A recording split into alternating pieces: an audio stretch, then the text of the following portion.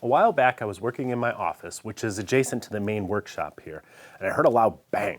When I investigated, I found that one of the folks who works behind the scenes here experienced a kickback at the table saw that shot a strip of wood through a wall. It literally penetrated both layers of drywall going between the studs. The end was sticking out into the finishing room behind the table saw. Imagine if that had hit a person. Fortunately, nobody was hurt, but safety is very important in my shop, and I think it's doubly important when we make videos. So I wanted to know what happened and how we could avoid a recurrence in the future.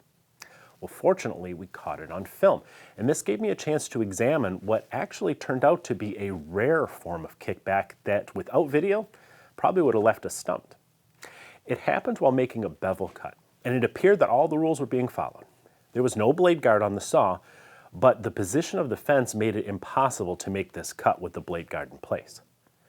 There was a riving knife installed behind the blade. This is important because riving knives are essential anti-kickback devices. But why didn't that prevent this kickback? Because a riving knife shields the back of the blade. That's where almost all kickback originates. But this kickback occurred at the front of the blade. Watch carefully. The good work piece is against the fence. The offcut is beneath the tilted blade, but not against the fence. This is the proper orientation. You don't want to tilt the blade toward the fence for this sort of cut. If you have a saw that automatically tilts toward the fence, you'd want to move the fence to the other side of the blade. Because if you tilt the blade toward the fence, it may cause the offcut to become trapped between the blade and the fence, where it can wedge and kick back. But again, this blade is tilted away from the fence as it should be. The reason it's still kicked back is clear if you watch what happens at the end of the cut. The pusher is moving the workpiece forward next to the fence, but the offcut is remaining next to the blade. When the pusher is used to draw the workpiece away from the fence at the end of the cut, it nudges the leading end of the offcut to the left, rotating the trailing end toward the blade where it's caught by a front tooth and ejected from the saw. It all happens in 2 video frames. Just a 30th of a second is all it took for that workpiece to be gone. So now that we know what happened, what may we have done to avoid it?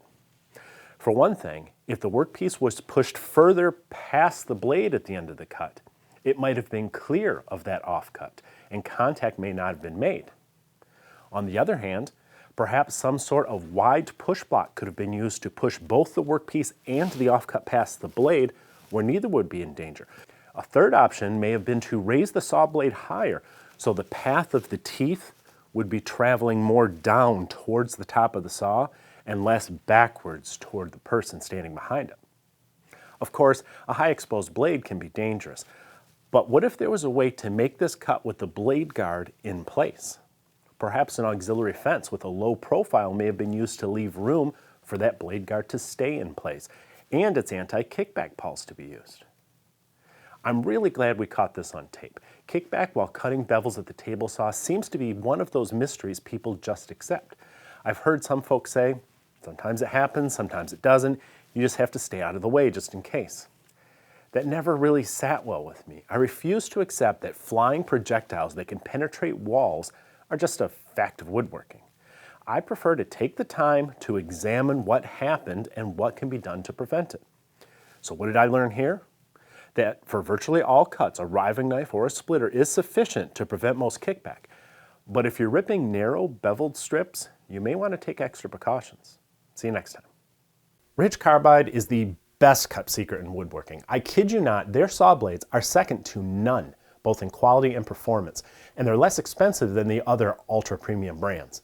Do yourself a favor, use the link and the discount code below this video. You will never go back to cheap blades again.